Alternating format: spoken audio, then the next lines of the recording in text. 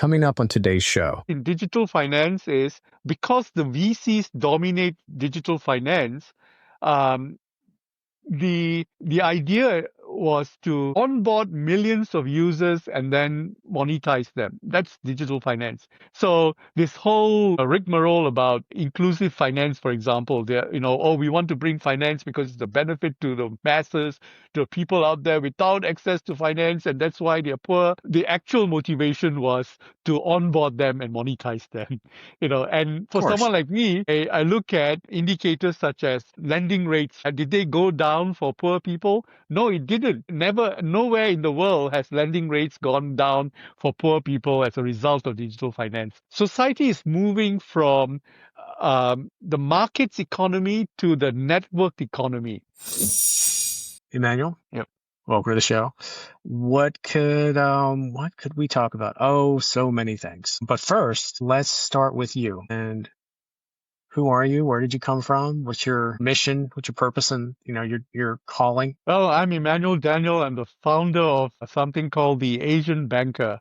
I founded it in 1996 when there was no publication or platform covering traditional banking across all of the Asian markets. And the thing about starting something, a publishing business, a consulting business in Asia is different from Europe or the US because the moment your plane takes off, you're in another country. So the same distance that you'd fly from New York to Chicago or even New York to San Francisco, you would have traversed 18 countries in Asia. And we're culturally very different. So for me, I trained as a lawyer, but for some reason, this whole idea of getting on a plane and meeting people of different cultures fascinated me at that point in my life. I was 32 years old at that time. And I chose the banking industry because I said to myself unconsciously said to myself, that banking is a cathedral industry. Land in any country is right there next to big government. It's like a cathedral in the center of town. And everyone's got something to do with banking from the time they're born to the time they die. So if you want to understand countries, start with banking and stitch it together from there. We're now like almost 30 years into that business. We're no longer Asian banker because I have an office in Dubai. We do business in Africa. We run programs in Silicon Valley in the US. We run leadership programs in London. So we're now called Tab Global. It's been a fascinating ride on two geopolitical fronts. In the year 2000, I started my office in Beijing, or in China, actually in Shanghai in 2000. And then in 2004, we moved to Beijing, not knowing that in 2001, China was going to sign the WTO agreement, and that was going to open up an incredible long run of economic progress never known to man, that a country and a nation and a civilization can develop so quickly and take advantage of all the opportunities out there and become second to none almost. And I had a front seat view of that development. Because I covered banking in the early years in 2000 to 2010, the Chinese were telling publications like us, please come to China, please teach us, we have a lot to learn from you, things like that. And so I got to meet a lot of the decision makers, understood the story. And in that time, I was also traveling to the US. And I remember a conversation in 2003 in Washington at that hotel where Deep Throat met with with a journalist, and I forget the name. And I was right Woodward there. And Bernstein. Woodward and Bernstein. Woodward and Bernstein met there, right? And I was with a senator and with a lobbyist, and they were saying to each other, America can afford the Gulf War, the attack on Iraq. It cost the U.S. at that time $1 billion a month. But, however, we have grave concerns about China's financial situation because, they've got a huge non-performing loan portfolio that is going to bust at any time. That was 2003. I remember that conversation very well because take it 10 years later and then you see what happened. Which country actually progressed leaps and bounds, built high-speed railway and, across the country and all that. And which country went into, getting into insurmountable debt. The US today is 130% debt to GDP ratio, that kind of thing. China's, by the way, 300% today, but almost all invested on developmental assets.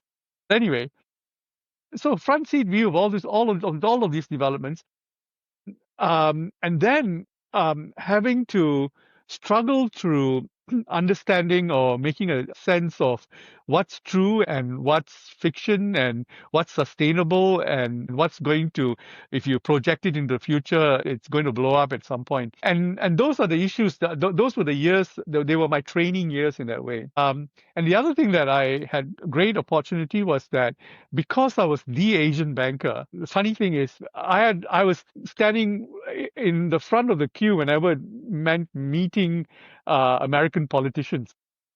My book, for example, the foreword was written by none other than Barney Frank, who was a congressman at his time. He was the chairman of the banking subcommittee, co-authored the legislation that still, governs banking in the U.S. and many other countries, the Dodd-Frank Act. That kind of thing. And then I can rattle off names of, chairmen of banks, congressmen. And the reason is every time they came to Asia, they needed someone who they can use as a post, get a sense of direction and all that. So, and we always had that opportunity. And I would spend 3 weeks with the chairman of Wells Fargo, Dick Kovacevich at that time. I had him all to myself, So it's interesting that I may come from out there, but I work my way back into the global ecosystem and I have my own views on how things have developed. Today, when we look at how the global ecosystem is degenerating, or rather breaking up into no longer a single country dominating economics and security, I have a chance of assessing the alternatives and how they're working out. And I'm working on my second book, which has to do more with geopolitics, building from where finance has evolved and what finance is teaching us about geopolitics. And one of the first things that finance teaches us about geopolitics is that very little about policy and geopolitical trends is achieved through design. And actually, we learn that in finance because on the one hand, we like to be able to say that, country progressed because it made all the right decisions along the way. But if you take a country like the US, it didn't consciously make a decision to become what it is today. It was a result of opportunities, responding to opportunities. It's a result of sometimes moments of distress, and crises actually create economic trends more than design, that kind of thing. So those were the formative elements of the way I think about geopolitics today. And I've come to a point where whenever someone asks me about trends, about how a country is likely to respond to challenges or opportunities and all that, I always say to them, look under the hood and look under the financial hood and see what it's made of and then project from there. And so that's essentially who I am and, my own journey. So you have the latest, you're working on this next book, but your latest book is called The Great Transition, which it basically predicts personalization of finance. Now, people have talked about that for a long time, the personalized finance, if you will. And we can see that to a degree in terms of how things are changed in the customer experience on portals and other types of, but this is a bit more radical. So could you explain that for the listeners, the viewers, the audience, if you will? So can you explain to the audience what this looks like? The technology is taking finance very simply to a level of personalization where two people who need to transact with each other can do so directly without an intermediary. Theoretically, that's what finance should eventually become. And practically, enough of technology is taking us very close to that. If you take Bitcoin, cryptos, for example, The whole idea is that it's a P2P payment platform. It's got no legacy infrastructure at the back to make a transaction happen. But having said that, the personalization of finance is here. I'm actually enraptured by the whole dynamics of the tension between personalization and centralization. In other words, the desire of institutions, traditional institutions, new institutions, to want to control the personalization trend, to own it, to define it, to invest in it, and to make all of the utility and technology possible. The venture capitalists, the regulators, the traditional institutions, all of that. So there's a great battle actually taking place today between personalization and centralization. And the conclusion I'm coming to today, after having written my book, is that we might come close to personalization, but there's another trend underlining that, which has nothing to do with finance in itself, but in the way that human society is predicated, in that we almost always fall back on intermediaries to moderate our transactions, our relationships, all of that. I use this example in my book because I do take salsa lessons, for example, and it just fascinates me that I could go to any city in the world. I learned salsa in Singapore and in Beijing, where I have an office and I spend a lot of time.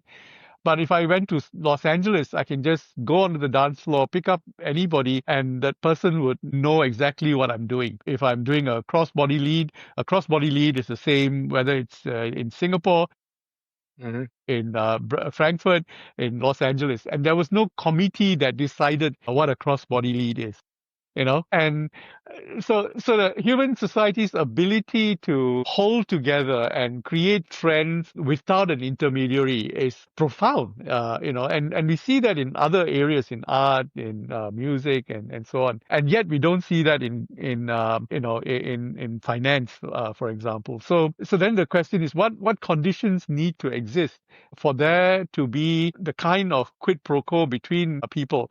And the nice thing about the dance analogy is that dance keeps evolving, and then from salsa you have new dance forms like kizomba and zouk, and it just keeps going, and nobody dictates the terms, nobody defines the moves, and yet it becomes universal and global without cost almost. So I put my finger on that and say, what is it about humanity that's able to create trends in that way, and yet we need institutions to create trends in finance, in economics, and so on. So it's this battle between centralization and personalization that I'm spending a lot of time thinking about and trying to define the elements that dictate them. And when you think that way, you're able to look at modern platforms, for example, as centralization themes, social media platforms, technology platforms, and today you have data centers in AI and so on, that the temptation to centralize and to own the structure is so strong. And then I'm able to think through a narrative where what will define that, and what will dissipate that, what will deconstruct that, so that individual humans can take ownership of their own data, their own relationships, and their own transactions. So that's what it enables me to do. So two things. One is I was a competitive. This is 20 years ago, 30 years ago. I was a swing dance, Oh, swing well, dance. it's done. So Lindy Hop, I agree with you in the kind of pick up anything as you go if you learn the fundamentals. Speaking of analogies, one of the things in your book I love, as here living in Boston, I'm originally from the mid-Atlantic, but the ice trade analogy, which I think is harvesting ice. So I want you to kind of talk about that and kind of mapping that to the future of finance, kind of connecting. I think it's a really wild thing. You think about ice and it's just, yeah, I won't give it away. So you can share. The So audience may never heard of this. the cover of my first book has got a block of ice on it. And so I use the ice analogy to say that, look, there was a time when we used to get our ice from the lakes outside Boston, right? And Yeah. It used to freeze. So did the it Hudson. used to, that's And so right. did the Delaware. The Hudson, the Delaware, they all used to freeze. Absolutely. And from the lakes of Boston, you'd put the ice on horse-drawn carriages and take it to New York. And it went as far away as Cuba. The ice trade used to be so big that there were ships that carried ice from Boston to Cuba. Then Amazing. Why? How it did it was not melt? How did it not how melt? did it not melt, and so much is lost in that process. And so I use that analogy to explain that's what finance is today. The dollar that you have in your pocket would have gone through an entire global banking system, finance system, where it is subject to interest rates, exchange rates, bank charges, security costs, and all kinds of things before it ends up It's in like taxation telephone. Play a game of telephone and it's things completely different on the other side on the of the circle of the talk, and same thing, the dollar you had ends up being like a dime on the other side. Yeah, that's right. And economics dictates that, right? So you have inflation on top of that. So that's how inefficient finance is today. And it's owned by the intermediaries. And when you draw that to the ice trade, to this day you'll find the ice merchants' warehouses somewhere, outside of Mhm. Boston. You go to the Midwest, you'll suddenly run into something that looks like a huge barn, but it used to be an ice warehouse. Yeah, so what we would do here, I know in Baltimore too, like you would get a block and it would be delivered for your ice box. The Here we still actually have a few ice companies that over time they still serve, like they still make and deliver and they're still around. They just do obviously have a different, need or distribution for Mm. that. And I think it's about change. And like we talk about in super shifts, we talk about, quick, sorry, so kind of ultimately quick transitions of change that kind of upset the system and reform new systems. You know, you have some contrarian talk, and I wanted to touch on some of the financial instruments. And you talked about this about the Oh, yeah, digitization, but like yeah. you think banks are going to crumble. I like the quote, crumble like cookies, and you also think CBDCs, which I think I agree with, will fail because I think the controlling this is for those listening. This is different from stablecoins. This is a different kind of. Um, but yeah, you want to The I cookie would love to get crumble. what's your perspective on that and the political resistance. Let's keep it let's get the basics right first. So Yeah, go ahead. take the ice trade, and how do we get our ice today? We manufacture it in our ice boxes, in our refrigerators. It's personalized. You get it when you want it and how you want it, and you own the whole process. What made that happen? In the early days of the refrigerator, it was chlorofluorocarbon, CFCs.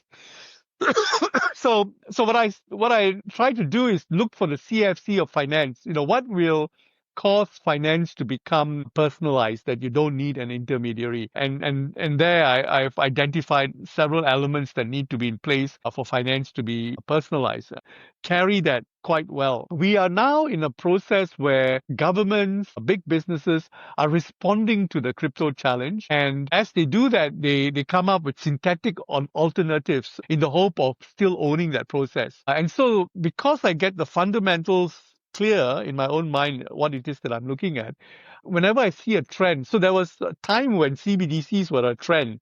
And what was CBDCs, central bank digital currencies? It was central banks and governments being really afraid that they're going to lose the plot if cryptos take over. Because even today, there's a lot more trade taking place between unbanked people around the world through the use of stable coins and crypto than is recognized in the system. And even as governments and large banks, American banks, for example, will not do dollar clearing for highly stressed countries like Somalia, or Namibia has some problems. I mean, like, you just go to difficult countries, and they are stumped because they cannot participate in the global financial system as it exists right now, and they're finding the alternatives viable at a personal level. And then there are global interbank regulators like the Bank for International Settlements, which issues warnings that crypto is bad because the transactors are anonymous, which is not true. And money laundering and all that needs to be controlled. So we are looking at the plot being evolved, and we have now reached a point where the bankers have realized to themselves that if central banks issue their own digital currency, that immediately disintermediates the traditional banks as they are in the existing system. It's like if you can send money directly from a central bank to the end user through central bank digital currencies, you don't need us as banks. And then they stopped short in their tracks on that one and said, you know what, we can't really promote CBDCs. And the US eventually killed it by introducing legislation saying that CBDCs are bad because the state shouldn't have so much power and information over individual transactions. And then now they've gone to the next possible scenario, which is to encourage banks to issue their own versions of CBDCs called tokenized deposits. While stable coins are a very clear alternative just sitting there, the technology has already been invented, but the traditional banks are afraid of being disintermediated as a result. So you see, there's this great battle between centralization and personalization underway right now in finance, and it's working its way through. Um, as the individual gains increasingly more ownership over his transactions and his relationships, that will create, and that's why I wanted to talk to you, Steve, because that's going to create new geopolitical scenarios and realities where the state itself doesn't have control over its own people. And then what happens to the relationship between states as a result? And these things get played out, or these themes get played out subtly. They are the subtext of what you read in the newspaper, that the state doesn't have control over large swaths of its population because they're able to generate their own wealth between themselves and all of that. So that's how I reconstruct geopolitics using finance as the base and understanding how finance actually works. We'll be back after a quick break. Okay, a quick pause from the show. Are you preparing for the future or just hoping it doesn't catch you off guard? My new book, Super Shifts, is your guide to navigating the biggest transformations of our time: AI, automation, and the new world of work. And here's the deal. If you pre-order or grab your copy now, you'll get exclusive bonus content, including the behind-the-scenes look at what didn't make the final book. Stay tuned after the episode for details, but don't wait. Head to supershiftsbook.com and get your copy today. Now back to the show. When you look at the Asian markets, you built Asian Banker. It's one of the most respected financial intelligence platforms. You've had it for many decades. A lot, we have a global audience, but many are not from like the Asian markets itself. Like when you look at the US and you look at like Asia, what do you think? What patterns are you seeing in the Asian market that we're missing? Like the changes, are they different in terms of this personal centralization? Are they different? Like, what are you seeing? What's interesting is that we've come to a point where, regardless of where something like Bitcoin was created, it's actually creating new opportunities in markets that we're not even thinking about. And the interesting thing about finance is the laggards always are able to leapfrog the incumbents. So if you take payment systems, for example, in the US, you've got Visa, MasterCard, and you've got a domestic payment infrastructure that has worked for many years. It takes a week to clear a check, and it's so difficult to dismantle that legacy infrastructure because of the number of players who are involved in, processing that kind of transaction.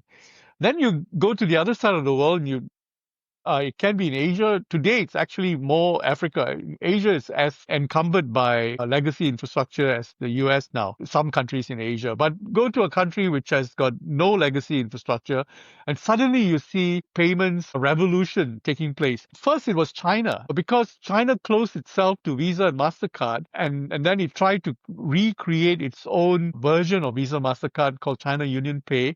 But without even realizing it, Alipay and WeChat, which were startup technology platforms, suddenly dominated the payment infrastructure in China, hands down. When I'm in China, I don't carry a wallet. A WeChat Pay is sufficient for everything, and it's integrated into your social ecosystem. And the Chinese, when they go to the US, they cannot believe why you need a quarter to pay toll gates and stuff like that. And then Yeah, India, I wonder that too. India aced China because China's payment platform was created at a time when the Chinese government was still getting a handle on how to regulate these things. So the technology players were able to go ahead of time and build infrastructure and universalize it so that it became nationwide. It's now incumbent. Like you cannot run away from WeChat and Alipay. The Indian government looked at what was happening in China and said, you know what, we're not going to allow any one technology player to dominate our payment infrastructure. And then, of course, the regulators in China come after the fact and regulate these platforms. What the Indians did was, let's give everybody an identity. And once we've given everyone an identity, any player can come in and provide a payment infrastructure because there's no question about the identity of the parties involved in a transaction.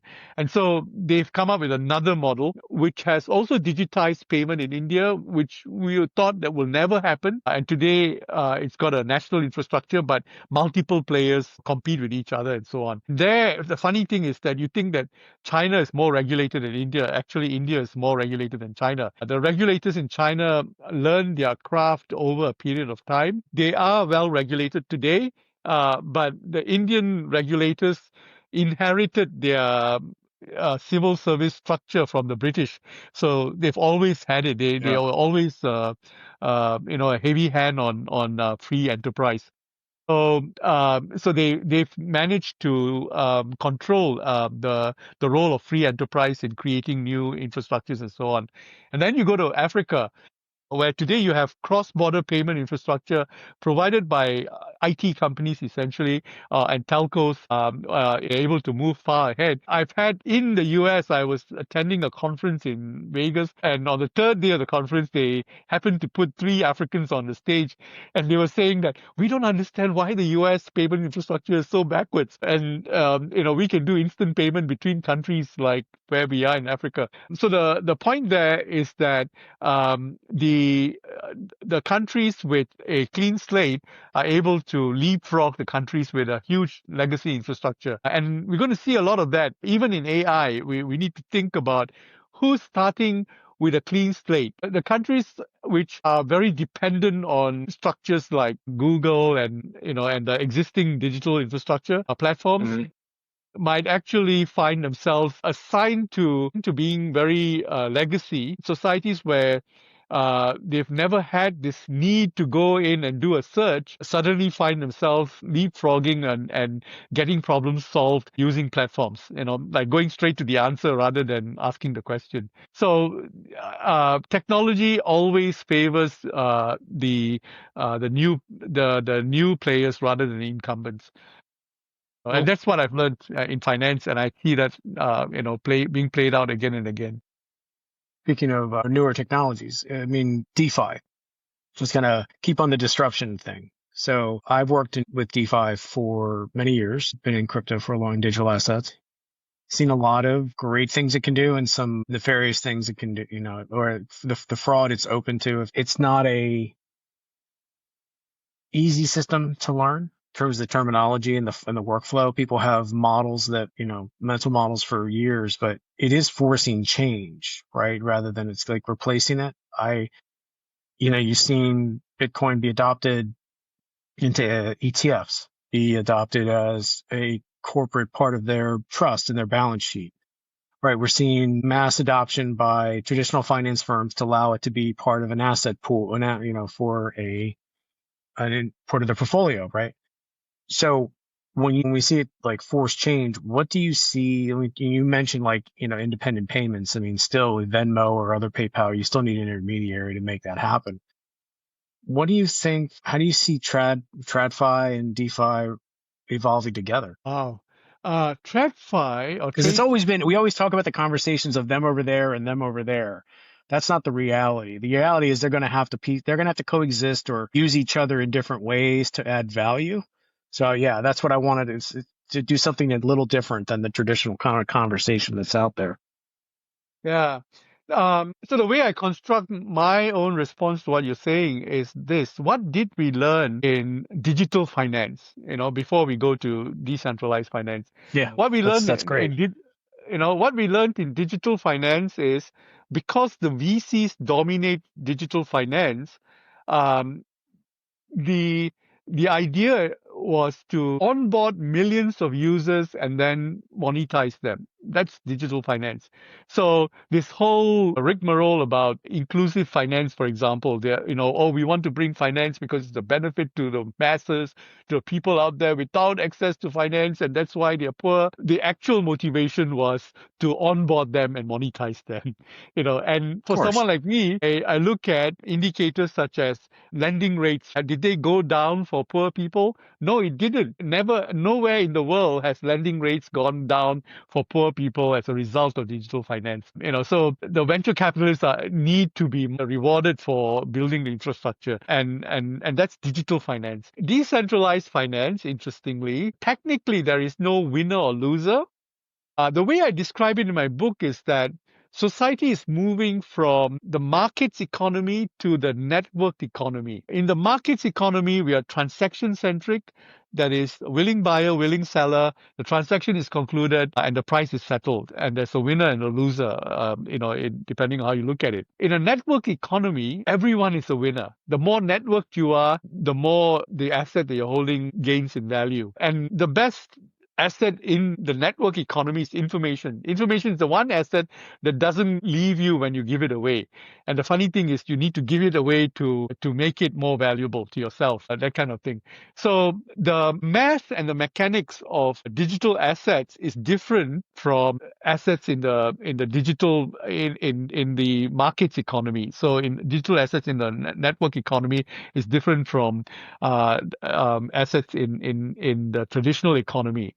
And that is why when I listen to Warren Buffett, for example, or Charlie Munger say, that crypto is bad, we don't understand it, and so on, and it doesn't have an underlying asset.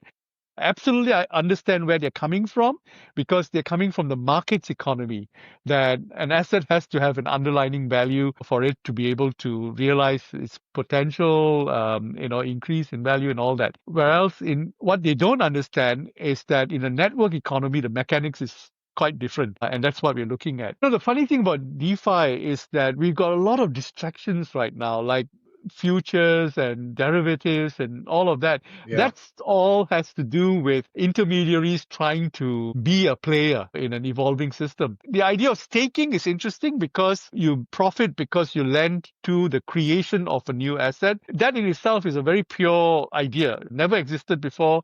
It's valid in itself. And it's proven to be safe to this moment, right? So that's good. And I think that what the financial system is trying to make sense, both the traditional players and the new ones coming on stream, is there any value in digital assets?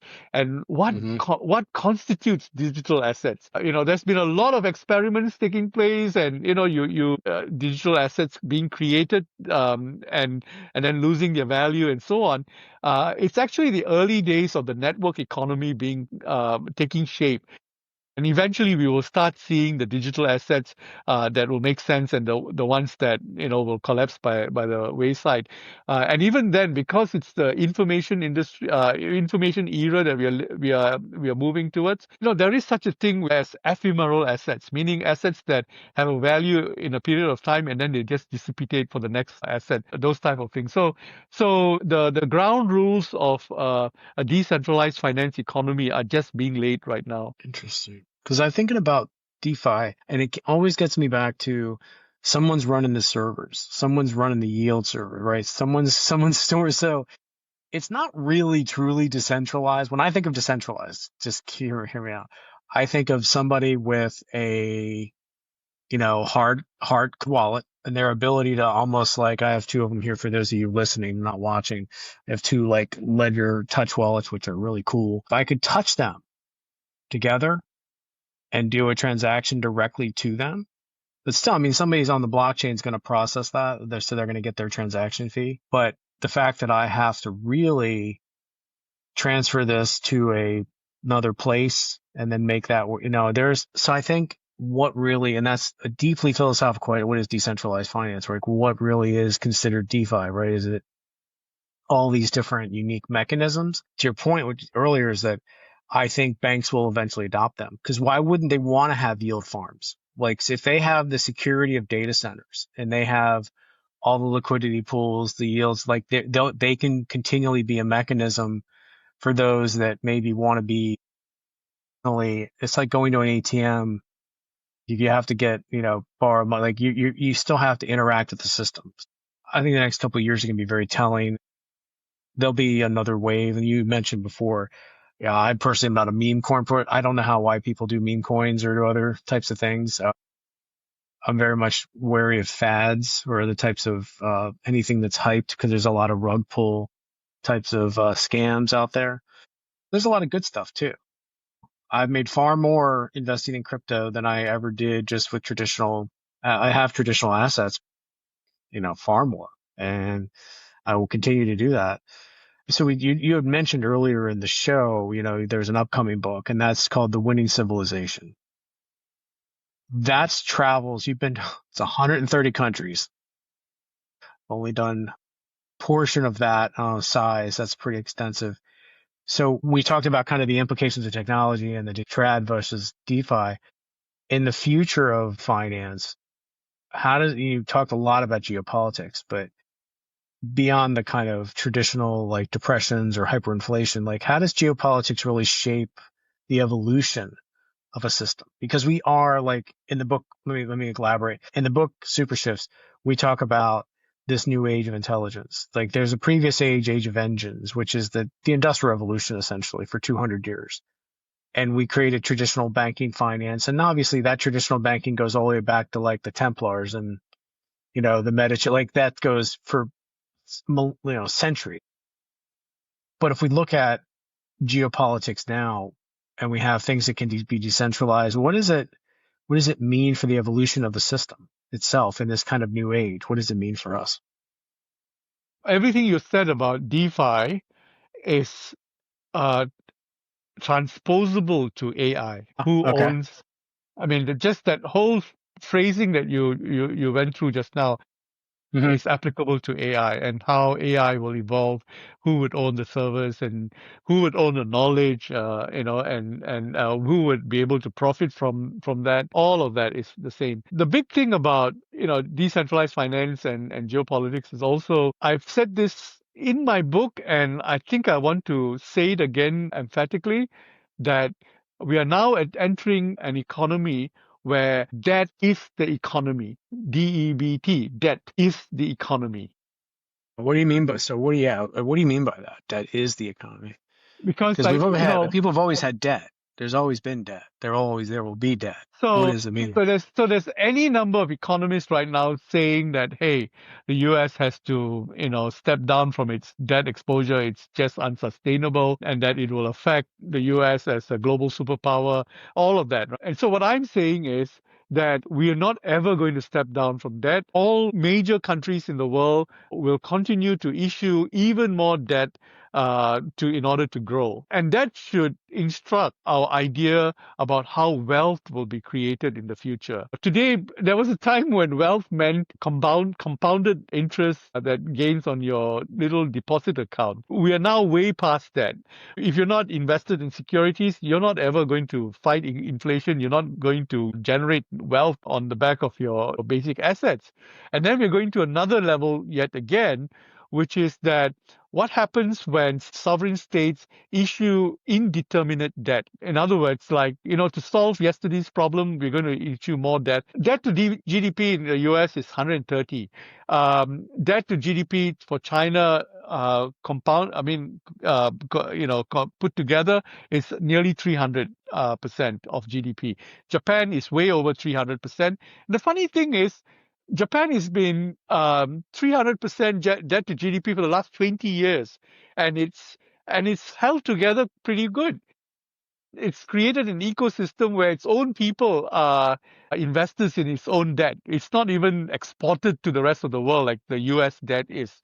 So there is a sustainable model in creating indeterminate debt. And what did the Japanese government do with the debt that it created? It just created useless infrastructure around the country, long tunnels under the sea, high-speed railway, this and that, just to keep the economy growing. And over time, it does have an impact. Like today, there's a deflationary force underway in Japan. The yen can't hold its rates. The population is decreasing, so the GDP growth can't grow fast enough to deal with the debt that has been created. But the US will, when looking at the benchmark for sovereign debt, the US still has a long way to go. 130, it can go to 200, it can go to 300, and the US will look very different than it is today. For a while, it will be driven or it'll be amortized by the developments taking place in technology today in the US, because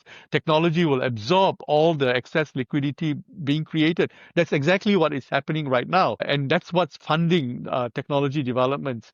So as debt becomes the economy, the question then becomes how do we get investors in our debt? How do we get universal investors? In other words, we need to digitize our debt and make it as palatable to investors from around the world. And we'll promise to be the hardest working nation in the world to anyone who's holding our debt. And so we're looking at a regime right now where debt is being digitized and internationalized.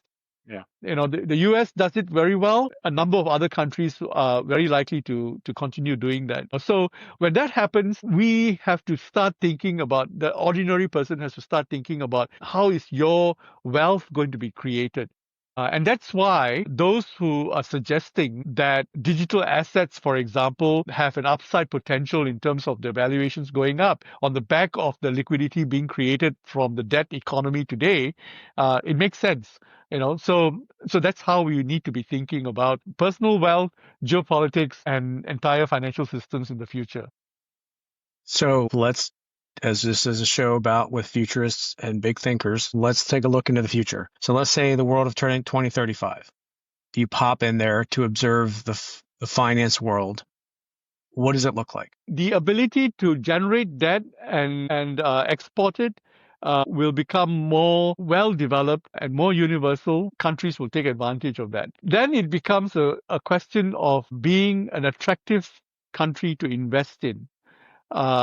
And in that regard, the US still has a lead because of what it's doing in technology today, but it might lose that lead if its edge in technology starts to taper off and other countries catch up with the US on that.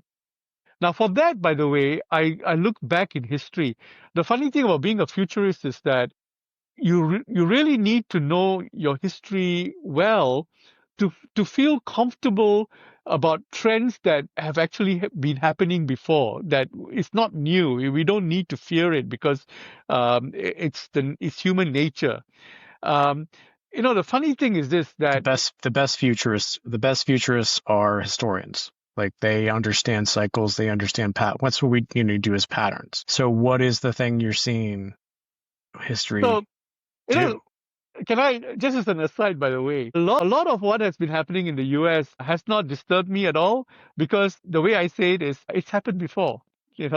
Has a president misbehaved before? It happened before. Has the US got into indeterminate debt before? It has happened before. What's different is it's so well documented and so much easily shared in terms of every, and then there's the media will always try and pipe things. I mean, we could talk about yellow journalism from 100 years ago, but now they can the transformation or collapse from every 80 years or so, like Strauss and Howe. And look, I don't know if I'll ever have Ray Dalio on here, but I got to call him out on his conversations. He doesn't give them credit, and he uses all these things, but he doesn't. Like, Strauss and Howe looked at the 80-90 year cycle.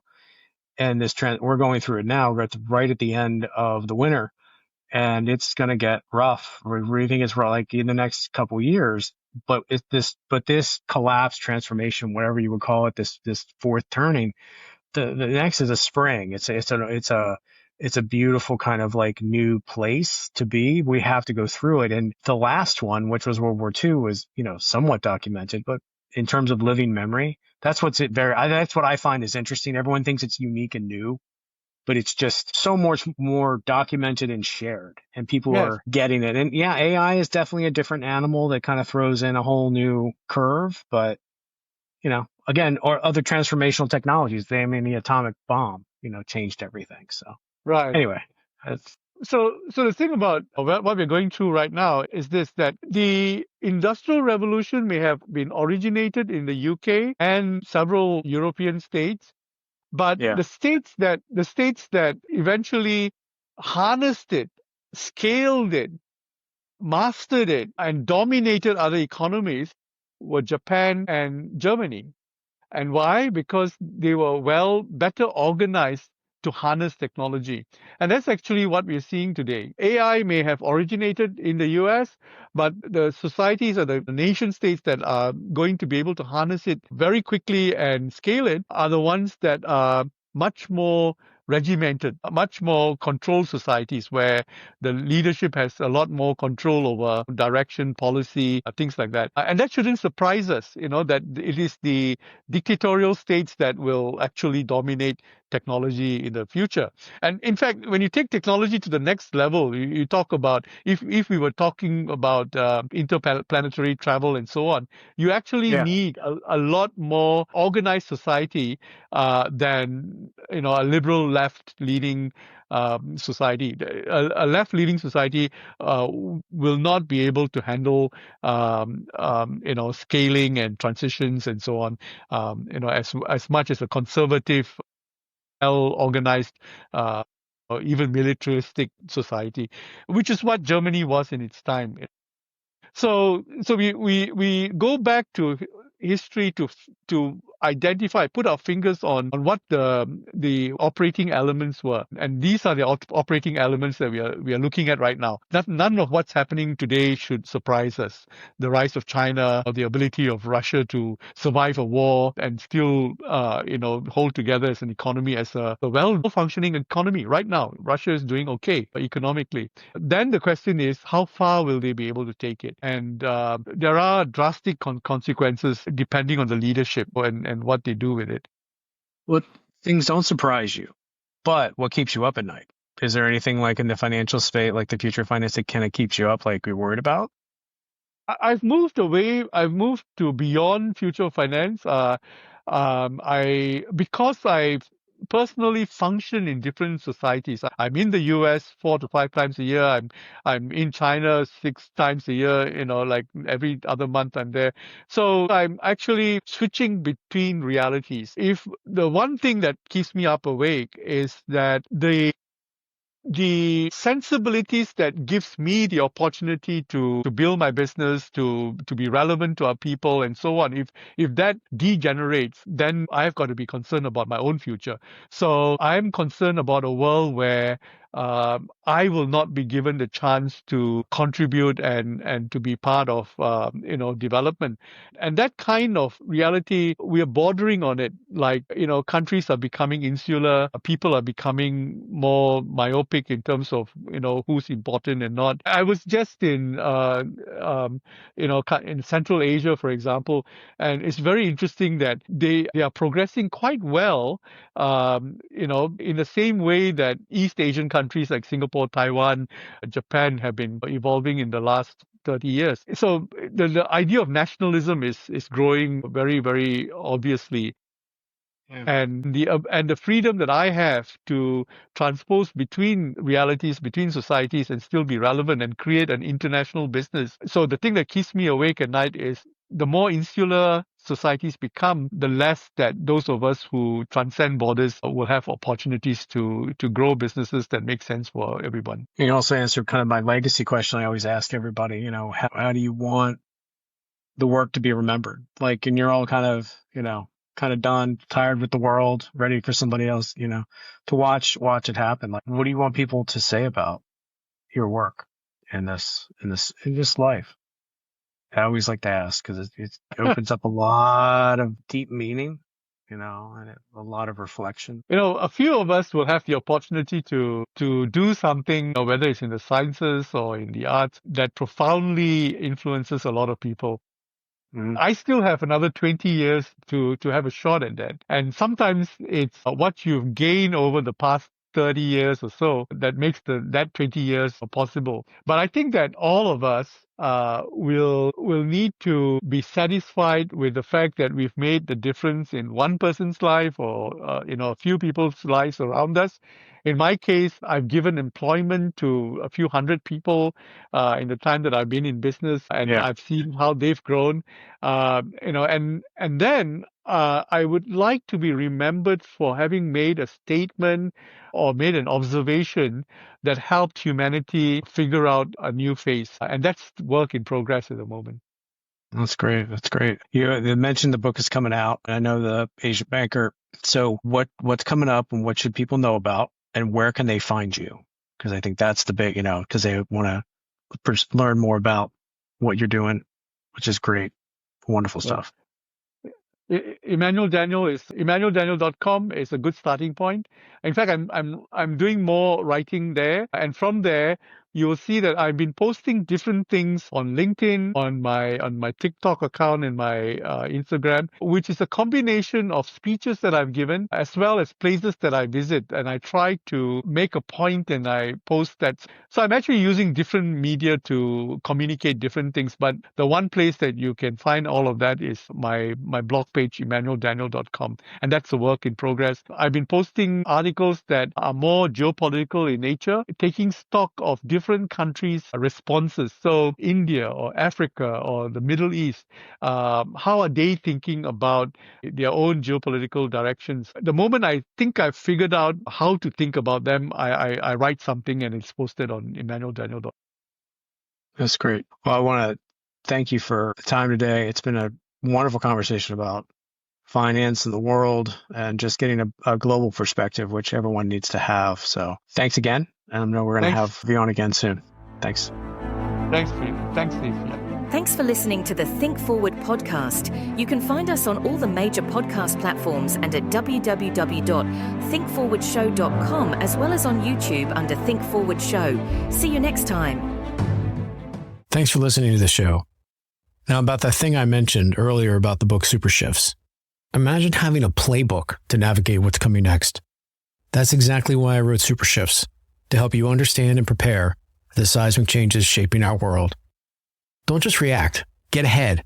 Super Shifts is available now, wherever you get your books. And if you order today, you'll get exclusive bonus content. Head to supershiftsbook.com and grab your copy now and start future-proofing your life. The future won't wait. Why should you?